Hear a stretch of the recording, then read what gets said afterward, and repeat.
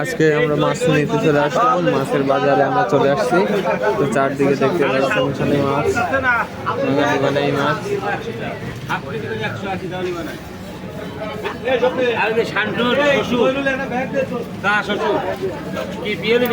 কত করে? 180 টাকা পোয়া, 160 টাকা।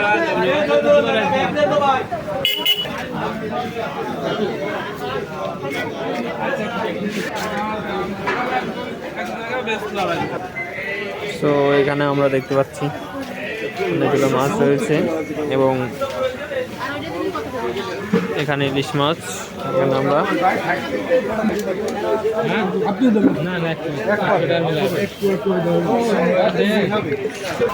সর্বশেষে আমরা মাছ কেনা হলো।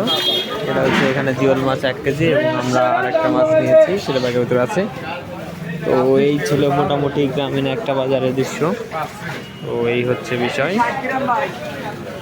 ধন্যবাদ।